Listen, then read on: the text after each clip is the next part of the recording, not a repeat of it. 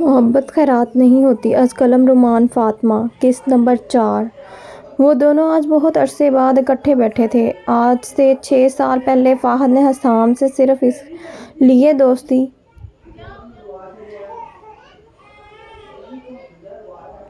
کی تھی کہ وہ رانیہ سے دوستی کر سکے، مگر آج 6 سال بعد وقت نے فہد اور حسام کو ایک دوسرے کے بہترین دوست بنا دیا تھا۔ وقت کے فیصلے کبھی کبھی بہت رلاتے ہیں اور کبھی حیران کر دیتے ہیں۔ وقت کے فیصلے جب سمجھ آنا شروع ہوتے ہیں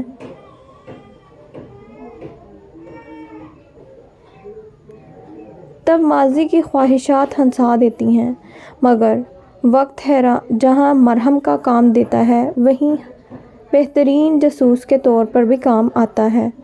وقت ایسا جاسوس ہے جو چہروں کی سچائیاں ثبوت کے ساتھ سامنے لاتا ہے۔ وقت ظالم بھی ہے، وقت مظلوم بھی ہے، وقت درد بھی ہے، وقت مرہم بھی ہے، وقت بادشاہ بھی ہے، وقت غلام بھی ہے، وقت حسین بھی ہوتا ہے، وقت بادشاہ بھی ہے، وقت غلام بھی ہے،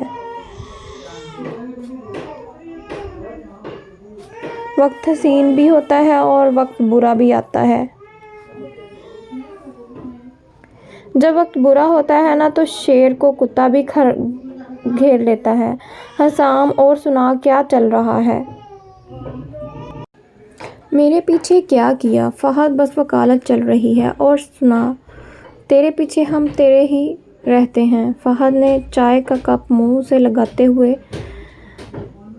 شاعرانہ انداز میں کہا، حسام اور بھائی تیرے بعد ہوتا ہے اور یہ ادھر ادھر کی باتیں کر کے اگر تجھے لگ رہا ہے میں ٹل جاؤں گا تو غلط لگ رہا ہے۔ فہد بھلا صدقے سے ٹلتی ہے اور میں نے آج صدقہ بھی نہیں دیا، بس قسمت ہماری محبت ملی تو چپ چاپ، دوست ملا تو بدمعاش۔ اچھا سوری۔ وہ اٹھ کے بھاگا اور حسام بھی اس کے پیچھے بھاگا۔ تبھی اچانک فہد کی ٹکر باہر سے کشان کے ساتھ آتی ہوئی رانیہ ہوئی۔ وہ نیچے گر گئی۔ فہد اوہ سوری رانیہ، میں نے دیکھا نہیں، آر یو اوکے؟ وہ کھڑی ہو کر کپڑے جھاڑتے ہوئے اس کی طرف دیکھ کر بولی، اٹس اوکے، اور آگے نکل گئی۔ کشان واہ غصہ نہیں، کیا خڑوس ہے۔ فہد بھائی کہیں دماغ کو ٹکر تو نہیں مار دی آپ نے؟ کشان ہنس کے بولا اور ان کے ساتھ بیٹھ گیا جہاں وہ پہلے بیٹھے تھے۔ حسام رانی چلو جلدی سے میری اچھی سی تعریف کرو۔ وہ رانیہ کے کمرے میں داخل ہوا۔ آج وہ واقعی اچھا خاصا خوبصورت لگ رہا تھا۔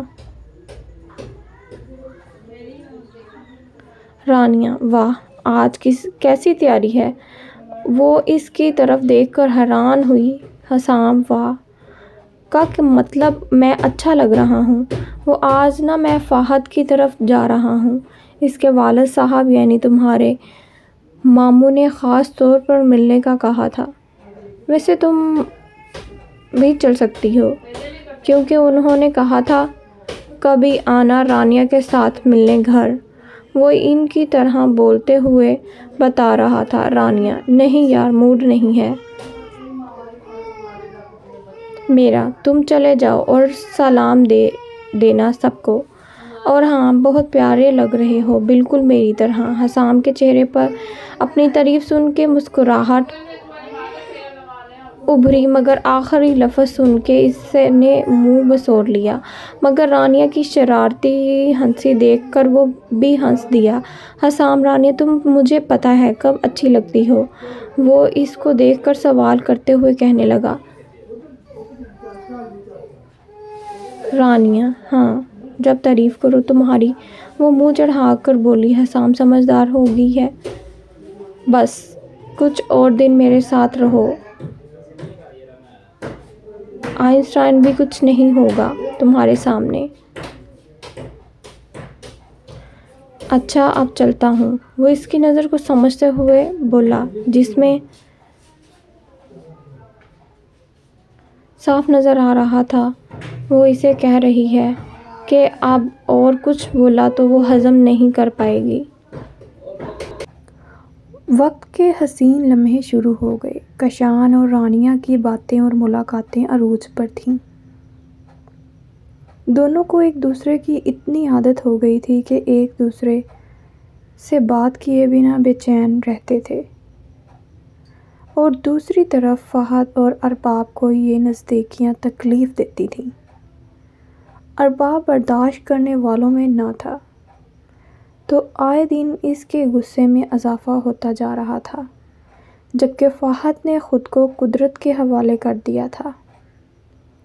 اس نے محبت کرنی تھی، بدلے میں لینے والوں میں اس کا شمار نہیں ہوتا تھا۔ اس کی خاموشی اس کے سارے لفظ ادا کرتی تھی، اور ان لفظوں کو بس ایک انسان پڑھتا تھا، وہ تھا اس کا جگری دوست حسام۔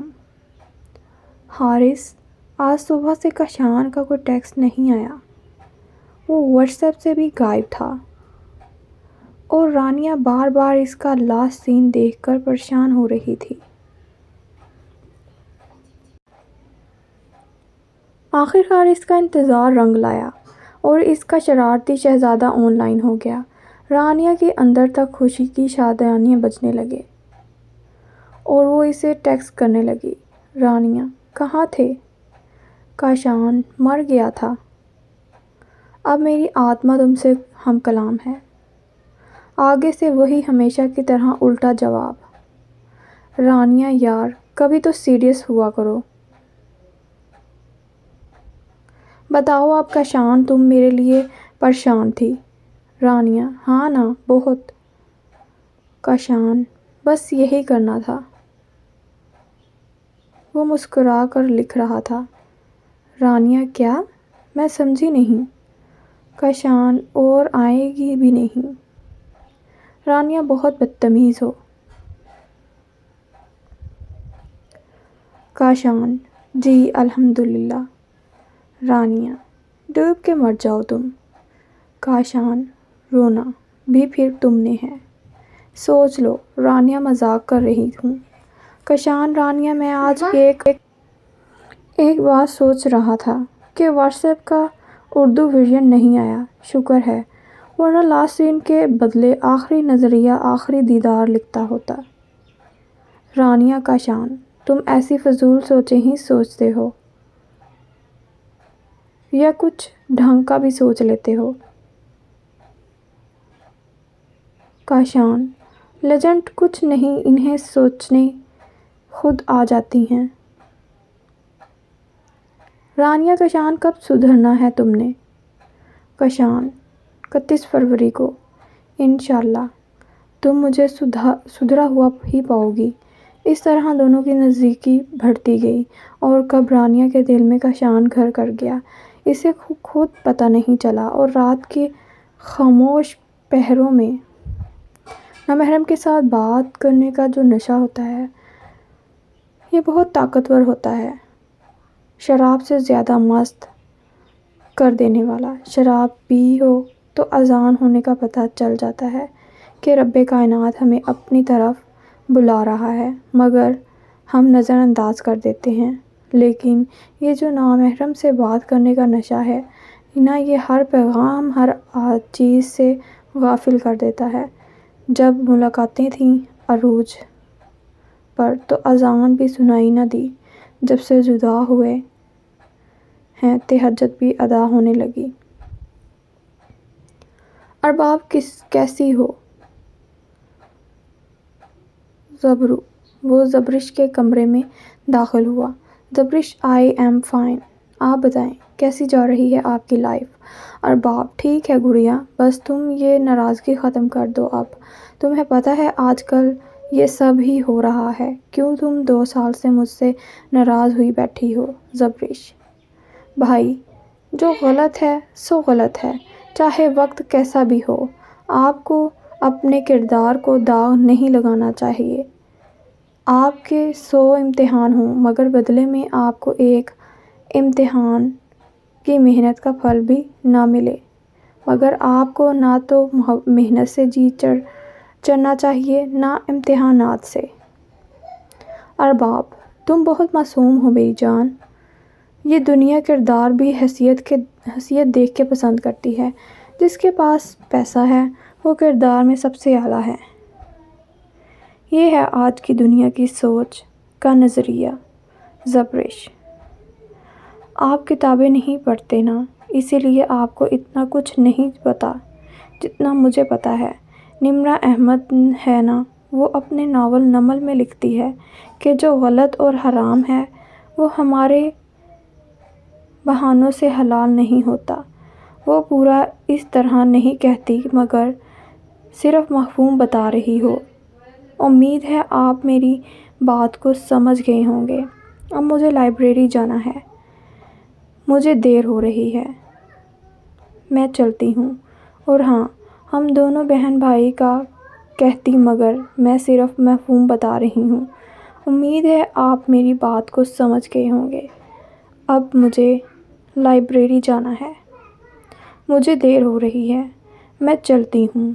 اور ہاں، ہم دونوں بہن بھائی کا رشتہ تب ہی ٹھیک ہوگا جب آپ اسے خود ٹھیک کرنا چاہیں گے۔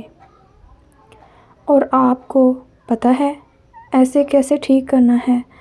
اپنا خیال رکھیے گا۔ اللہ حافظ۔ وہ اسے کہتے ہوئے کمرے سے باہر نکل گئی۔